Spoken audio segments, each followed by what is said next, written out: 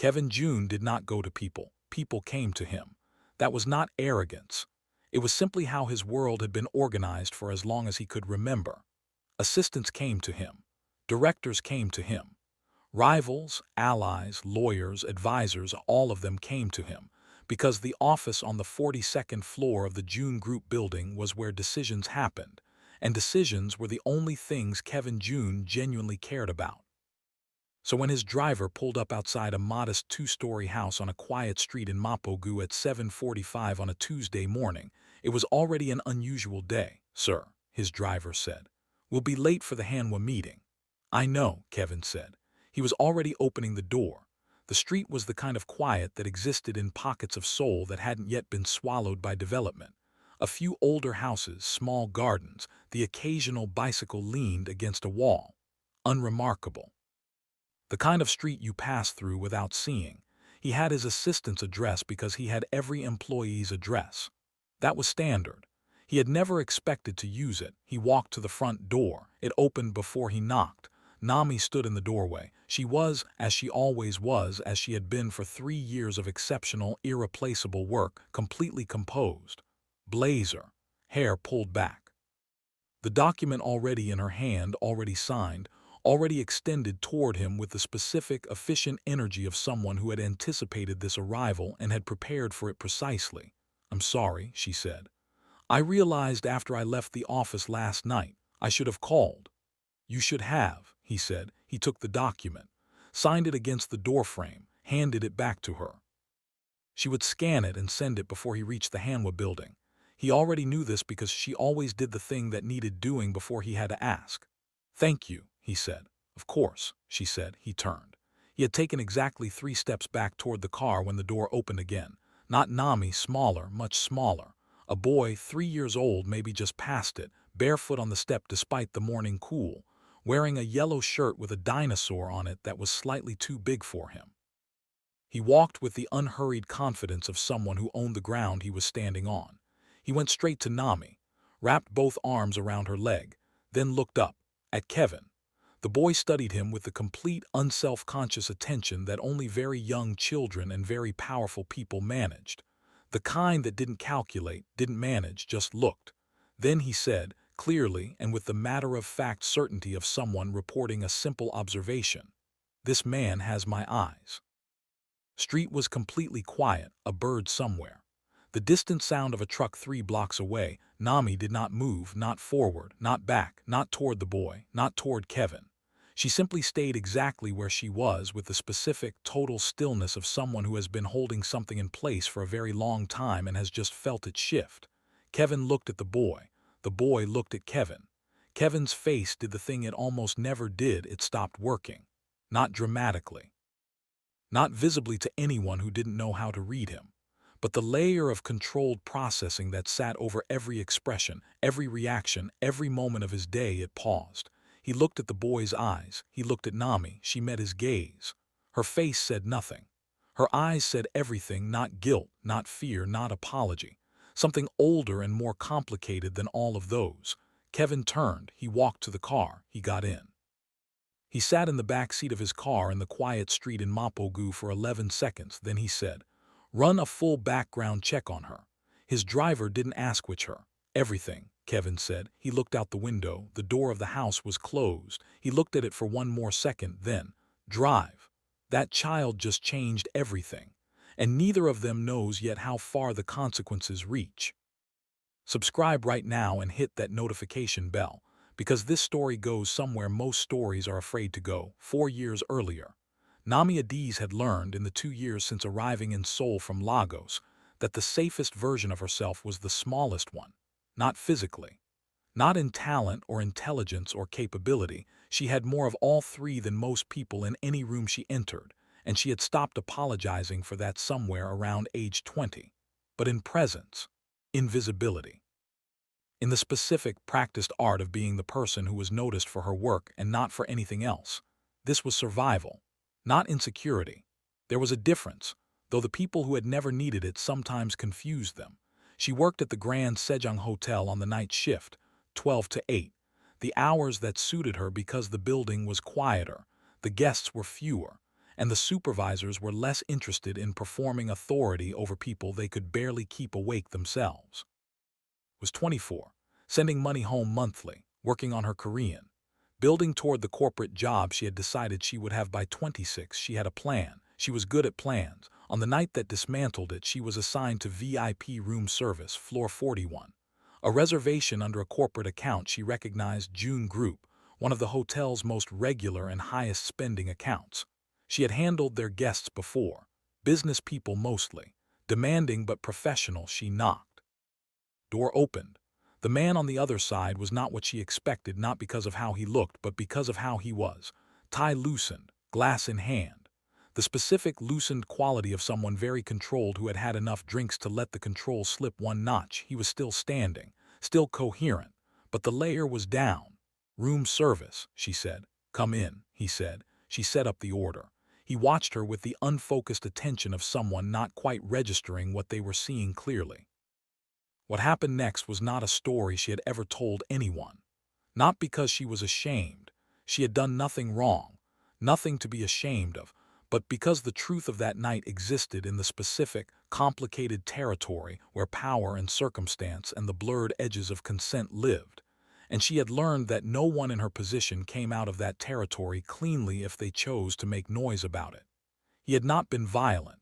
He had not been deliberately cruel. He had been powerful and drunk and careless, in the way that powerful people were sometimes careless with things they didn't recognize as belonging to someone else. She left before morning. She told no one. She went home and sat in her small apartment in Mapo and stared at the wall and thought about her plan.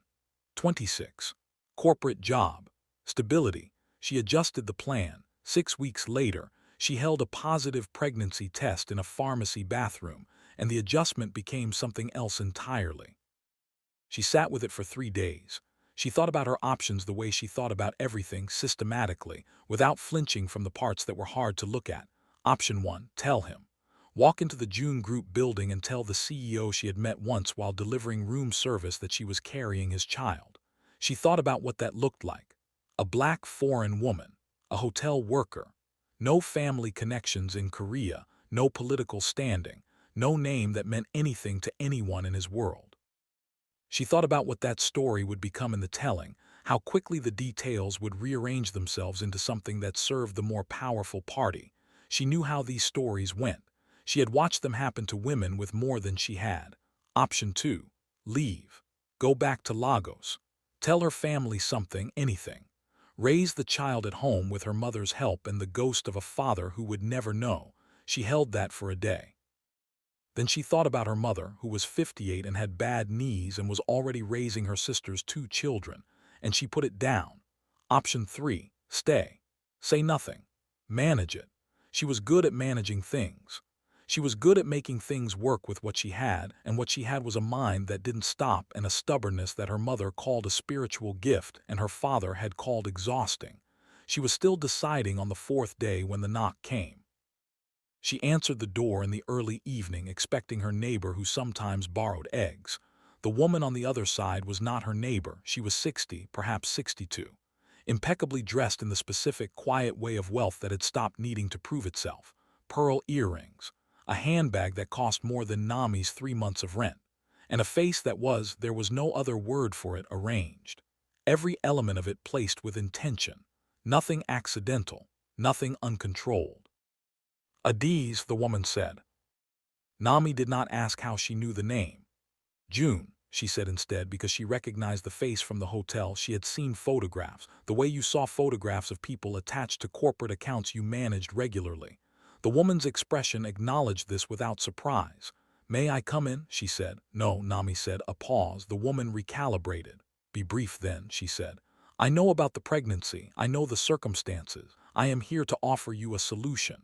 She opened her bag. An envelope, set it on the doorstep between them. This covers the procedure, your relocation costs, and 3 months of expenses while you settle somewhere new. There is no obligation attached, simply a clean resolution. Nami looked at the envelope. She looked at Mrs. Jun. No, she said. Something moved in the older woman's eyes. Not anger, adjustment. The recalculation of someone who had expected a different answer and was now selecting the next approach. I understand this feels. I said no, Nami said. Thank you for coming. She began to close the door. At ease. The voice changed, not loud, quieter actually, which was worse. I want you to understand what I'm offering, not just money, safety. Because the alternative going to my son, making claims, drawing attention to yourself in this city as a foreign worker with a complicated situation, that path does not end well for you. Not socially, not professionally. A pause. Not in any way that matters. Nami held the door. She looked at this elegant, terrible woman. She thought about the child she had not decided to keep yet, had not fully, consciously decided, and felt something settle in her with the quiet, absolute certainty of a decision that had already been made without her knowing. Get off my doorstep, she said. Mrs. Jun held her gaze for one long moment. Then she picked up the envelope. You are making a very difficult life for yourself, she said. I know how to manage difficult, Nami said. She closed the door. She stood in her hallway alone. She put her hand on her stomach. She made the decision that had already been made. Kofi was born on a Tuesday in March, in a hospital where Nami had checked in under her own name with her own insurance, and her neighbor Mrs. Cho holding her hand because Mrs. Cho was 70, and had raised 4 children and had decided, without being asked, that this young woman should not do this alone. He was 7 pounds, 2 ounces. He had her nose and her stubbornness, and as she discovered over the following years, a set of dark eyes that looked nothing like hers. She named him Kofi because it was her grandfather's name, and her grandfather had been the most grounded man she had ever known, rooted in himself the way old trees were rooted, unmoving not because nothing could shake them, but because they had decided where they stood. The first year was the hardest thing she had ever done. Not because of Kofi. Kofi was, from the beginning, a person she recognized as fundamentally on her side, which made the difficulty bearable. He cried the way all Bobbies cried. He slept in the specific, chaotic patterns of someone who had not yet understood that night and day were different categories. He required a quantity of attention and energy that she had not known was possible to give and keep giving. But she did. She worked part-time from home on translation contracts while Kofi slept at Korean documents, English documents. The occasional Igbo English interpretation she did over video call at 6 in the morning because the client was in Lagos, and the time difference was what it was. She budgeted with the specific, ruthless precision of someone for whom a wrong calculation had physical consequences. She sent money to Lagos every month, less than before, but enough. She did not tell her family about Kofi until he was 3 months old. When she did, her mother cried. Then she stopped crying and said, "Send me photographs. Send me photographs every week." She did. Her mother held those photographs and called them my sole grandchild with the specific pride of a woman who had decided that her daughter's choices were her choices and love required no further explanation. Nami had wept at that. Once. Quietly. At 2 in the morning while Kofi slept. Then she got up and went back to work. She learned to live carefully, to build things that could not easily be dismantled, to make herself indispensable in her professional life because indispensable people were harder to erase, and she had not forgotten Mrs. Jun's threat, had never forgotten it, had filed it in the same place she filed other essential information. Accessible, specific, never to be underestimated. She was good at not being erased. She had spent 4 years proving it. She had not planned for a missing signature on a Tuesday morning. She had made the hard choice once. She had survived it. She could survive a workplace with a man who didn't know she existed. The first morning at June Group, she walked through the glass lobby and found her new desk and set up her workstation with the focused efficiency of someone with a toddler at home and no margin for wasted time. Then the floor director said, "Come, I'll introduce you to the CEO." The boardroom door opened.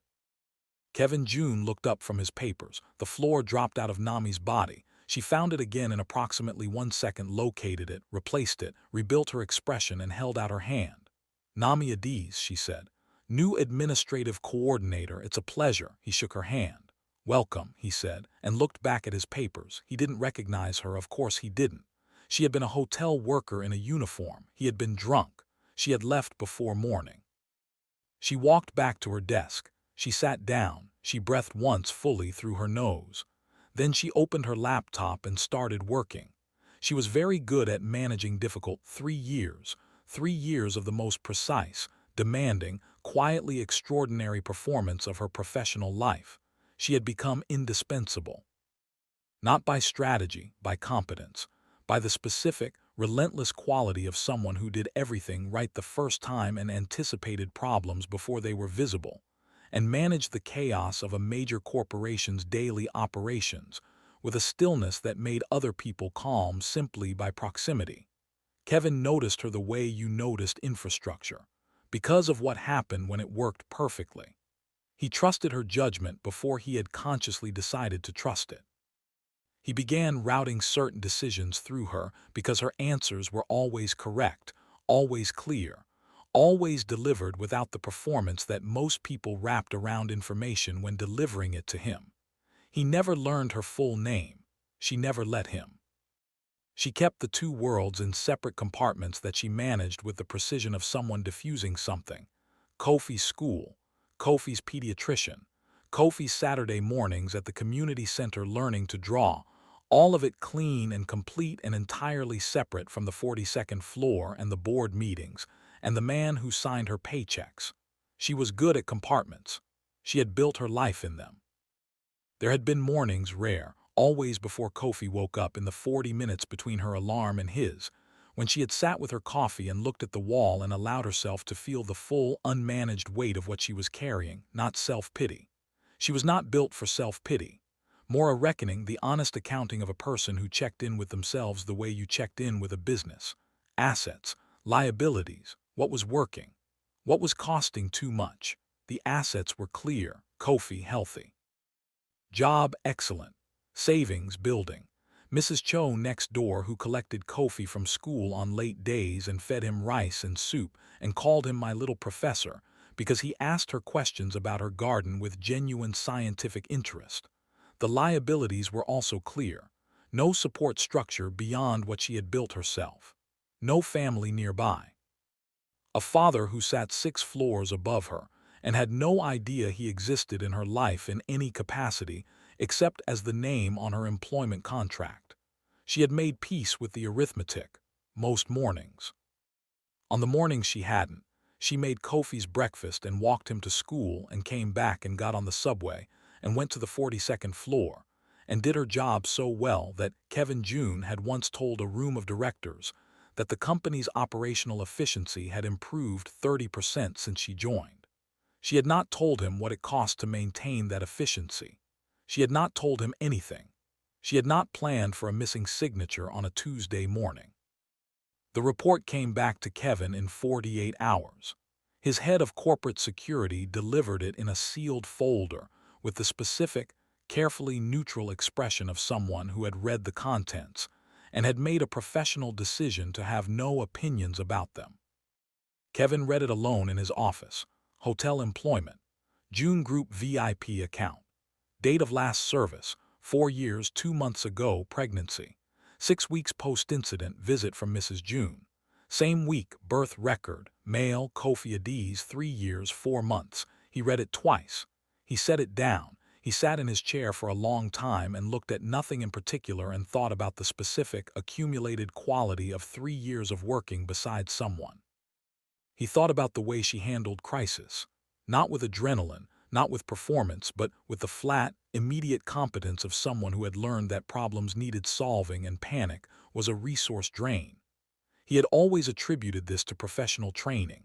He thought about what kind of life produced that quality. He thought about a 3-year-old barefoot on a doorstep, saying, "This man has my eyes," with the certainty of a fact, not an accusation. He thought about his mother. That was the part that sat in him differently from everything else. Not the hotel, not the child, not even the 4 years of silence. He could understand silence, could map its logic even when it cut him, his mother. He had spent his entire adult life inheriting a world his parents had built and believing, without examining it closely, that the decisions they had made to build it were necessary. Not always clean, not always comfortable, but necessary. He looked at the folder.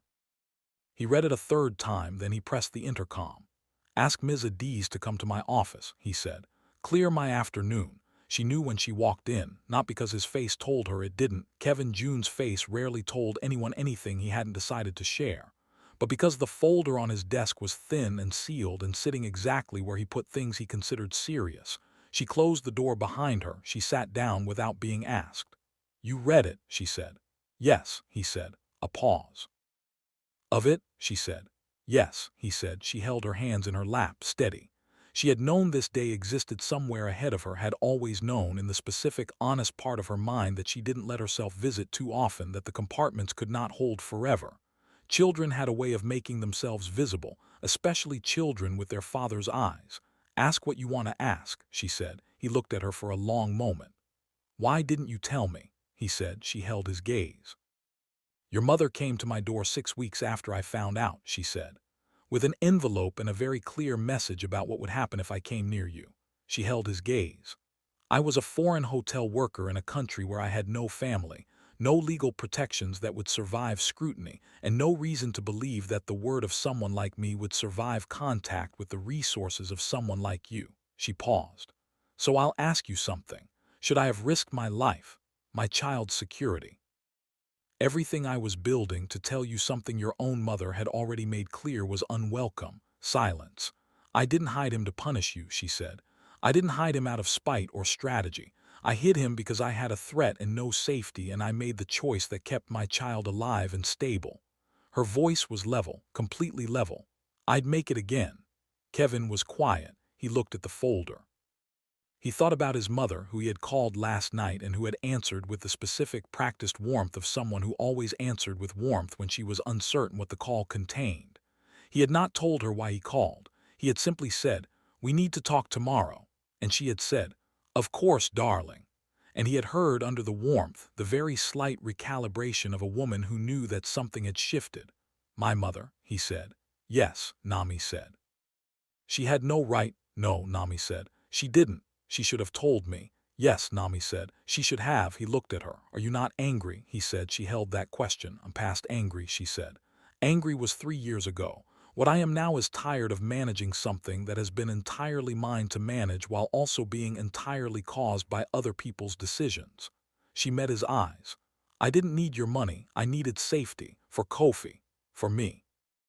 And the choice your mother gave me was designed to make sure I never had it from your direction." "Kofi," he said. The name quietly, like testing the weight of it. "My son," she said. "His name is Kofi." Kevin looked at the desk. He was quiet for a long time. When he looked up, something had changed in his face, not broken open, not dramatic, but the layer that sat over everything had shifted into something rawer and less arranged. "I missed 4 years," he said. "Yes," she said. "I didn't know." "I know you didn't," she said. "That's not the same as it not having happened." He held that. "What do you want?" he said. "From me now?" She looked at him directly. "Nothing," she said. "Right now, today, from you, nothing. Because nothing is what I've had, and I've built a life on it, and my son is healthy and safe and happy, and I will not have that disrupted by someone who just learned he exists deciding he now has rights to him." Kevin's jaw tightened. "He's my son," he said. "He's my son," she said. "He has been my son every day for 3 years, every fever, every night terror, every first word and first step, and every morning when he wakes up and asks for his mango and I get him his mango because that's what parents do." She held his gaze. "You don't get to walk into that with a folder and a legal team and call it fatherhood." He stared at her. She stared back. The office was very quiet. "Then what do I get?" he said. And the way he said it, not with authority, not with the CEO tone, with something unguarded and honest that she had never once heard from him in 3 years of working 6 feet from his office, landed differently than she expected. She held it for a moment. "You get to start," she said. "If you can do it without making it about control." He was quiet. "I don't know how to do it any other way," he said. And that too was honest, more honest than most of what she had heard in this building. "I know," she said. "That's the problem we're going to have to figure out." She let him come on a Saturday, not to stay, not for any length of time that would disrupt the routine. Kofi understood. Just to be in the vicinity, just to begin the process of existing in the same space as his son without the full weight of everything it meant crashing down on a 3-year-old who knew nothing about any of it. He arrived without the car. She noticed this.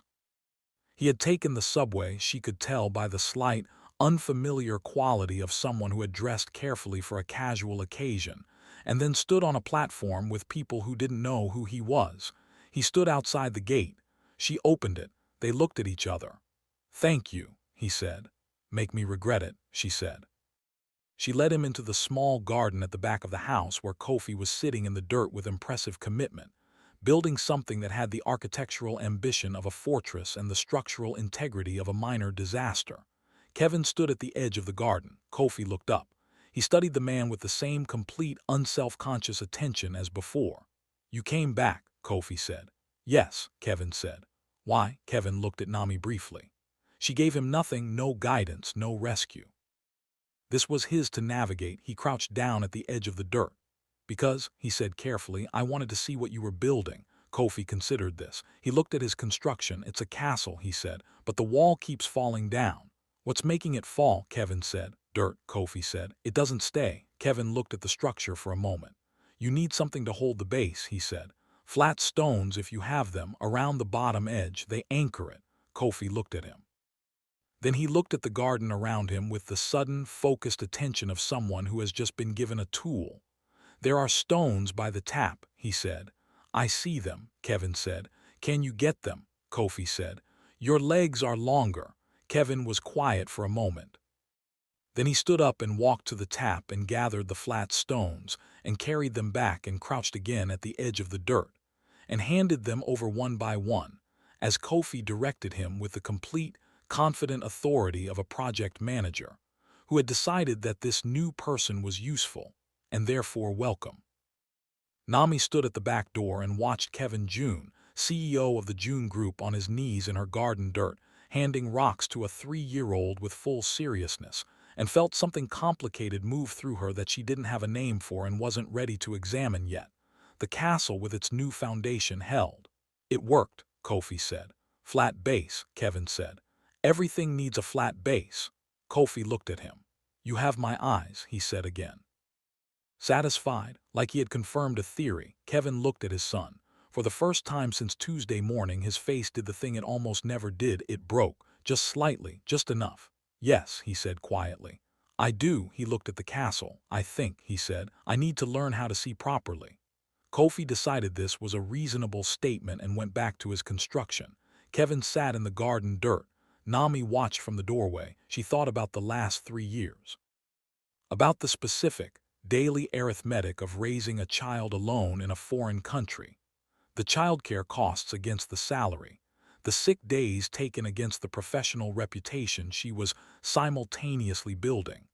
The phone calls to Lagos at midnight, because the time difference meant midnight was the only hour her mother was available and awake. She thought about Kofi at 18 months, standing in the kitchen watching her cook, saying, "Mama, what is that?" about the sizzling oil with the calm curiosity of a child who had decided the world was interesting rather than frightening. She thought about who had taught him that. She had. Every deliberate day of it. She was not angry at Kevin Jun in this moment. She had moved through anger, had worn it out, the way you wore out grief, through the slow, repetitive work of living past it. What remained was something more complex and less comfortable than anger. She was watching the father of her child sit in garden dirt and hand stones to a boy he had not known existed 48 hours ago, and she was feeling the specific, disorienting sensation of a compartment that had been sealed for 4 years opening to the air. She did not know yet what to do with that. She was good at managing difficult. She would figure it out, she thought. This is the beginning of the complicated thing. She thought, "I have been managing complicated for 4 years," she thought. "The question is whether he can manage it too." That evening, after Kofi was bathed and fed and asleep with his worn giraffe stuffed animal tucked under one arm, Nami sat at her kitchen table across from Kevin and they had the conversation that was harder than the confrontation. "My mother," he said. "I spoke to her this morning." "What did she say?" Nami said. "Nothing useful," he said. "She said she was protecting the family. She said she made the decision she believed was right." He held his tea. "She is not wrong that she believed it. Is wrong that it was right," Nami said. "Yes," he said. "I know. What are you going to do about her?" Nami said. He looked at the table. "I don't know yet," he said. "She's my mother, and she did something that He stopped. There's no framework I have for that." "Welcome to my last 4 years," Nami said. He looked at her. "I don't want to fix this," he said. "I know that's what I do. I know it's my first instinct, find the problem, apply resources, resolve it. I can feel myself wanting to do it right now. He held her gaze. But I'm looking at you and I think if I do that you'll be gone by morning, so I'm not going to do that. She held him in her gaze for a moment. What do you want to do? She said. Understand it, he said. How it happened, how you managed, how he is who he is, calm and confident and not remotely afraid of strangers in his garden. He paused. He's extraordinary. He's 3, she said. He told me my legs were longer like it was a resource allocation decision, Kevin said. Nami pressed her mouth together to keep the smile contained. He problem solves, she said. He has since he could talk. He decided at 18 months that the dog 2 houses down was not a threat because it had a wagging tail and he has not been afraid of dogs since. Reasoned his way out of fear, Kevin said. Yes, she said. Kevin was quiet. Who taught him that? He said. She held his gaze. I did, she said. By example, because I didn't have the option of being afraid for very long. He held that. He looked at his tea. Nami, he said. Yes, she said. I'm going to make mistakes, he said. In this. I want you to know that I know that I'm not coming into this thinking I understand it or that I'll do it right. I will try to control things. I will try to fix things that aren't mine to fix. I'm telling you this so you can hold me to it when I do it. She looked at him. This was not the man she had worked for. Or perhaps it was the man underneath the CEO, the one that existed when the layer was down. She had seen it once before, briefly, in a hotel room 4 years ago before she understood what she was seeing. Understanding is the only way I'll stay in this, she said. Not just about Kofi, about any of it. If you come into our lives with arrangements and strategies and quietly solved problems, I will take my son and I will disappear into this city and I promise you I am excellent at disappearing. He looked at her. I know, he said. You did it for 4 years under my nose.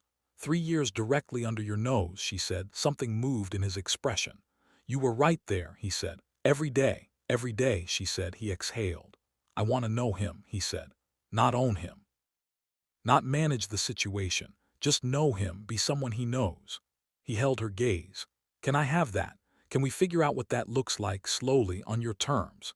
She held the question. She thought about Kofi in the garden, about flat stones and longer legs in a castle that finally held. She thought about herself at 24, alone in a hallway with her hand on her stomach, making a decision that nobody helped her make. She thought, he cannot undo any of it. And I would not want him to try, but I can decide what happens next. On my terms, she said, and Kofi's. Yes, he said, and your mother stays out of it until we decide otherwise, he said. And I will tell you the same thing I tell him, she said. When you do something wrong, I'll say so, and I expect the same. Agreed, he said. She looked at him across the kitchen table. The 42nd floor and the board meetings and the 3 years of professional distance were all still there, all still real. But so was the garden and the flat stones and a boy who had looked at a stranger and said, you have my eyes, with the complete certain peace of someone who recognized something that belonged to him. There's something you should know, she said. Tell me, he said. He won't remember this as the beginning, she said. He'll just remember that you were there. That's how children work. They don't remember the arrival, only the presence. She held his gaze. So whatever you do from here, that's what he'll know. Not today. What comes after today? Kevin was quiet for a long time. Then I'll make sure it's worth knowing, he said. She nodded. She picked up her tea. He picked up his. They sat in the kitchen in the quiet of a house where a small boy was sleeping with a giraffe and a newly built castle in his memory. And somewhere in the city, a woman in pearls was recalculating everything, because she had learned, through her assistant's careful reporting, that her son had gone to Mapo on Saturday afternoon without a driver and had stayed for 3 hours and had returned with dirt on his trousers. Mrs. Jun sat at her desk. She thought about the photograph on her desk 4 years ago, the one she had looked at and made a decision from. She thought about decisions made from fear. She thought about her son's trousers. She reached for her phone. Mr. Wu, she said, we have a new situation. Outside, the city continued.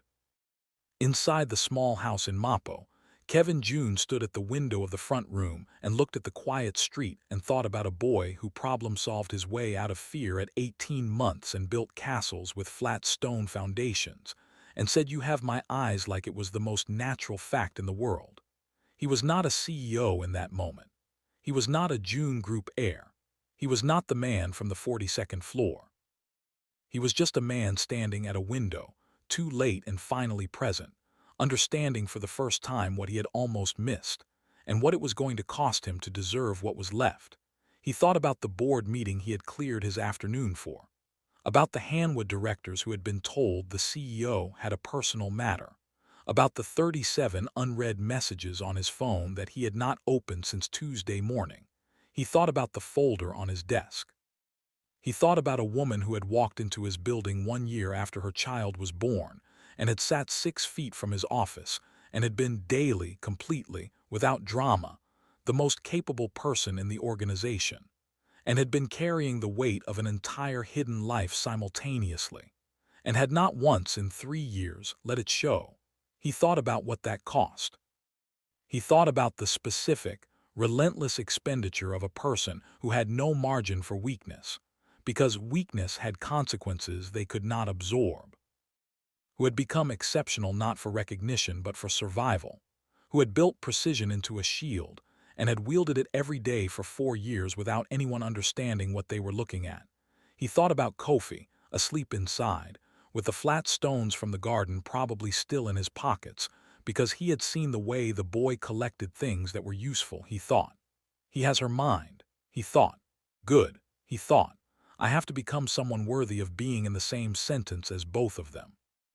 Not the June Group, not the 42nd floor, not the inheritance his father had built and his mother had guarded and he had inherited without examining what examining would cost, worthy of a woman who had looked at impossible odds and chosen her child, worthy of a boy who looked at strangers and identified connection without fear, worthy of the specific, unsentimentalized love that built castles with flat stones and held.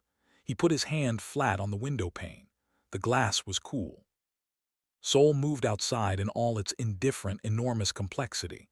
He had made decisions all his life from positions of power. This was the first time he understood that the decision in front of him required something power could not provide. It required him to show up repeatedly, without agenda, without management, just present. The way she had been present for Kofi every day for 4 years. He could do that, he thought. I will do that. He turned from the window. That's part one. And I need you to understand the war hasn't started yet. The mother is moving. The truth is out. And two people who have been strangers and colleagues and everything in between are standing in the same kitchen for the first time as something they don't have a name for yet. Subscribe right now. Like this video. Drop a comment what hit you hardest. The doorstep, the garden, the kitchen. Tell me. Part 2 is coming, and Mrs. June is not done.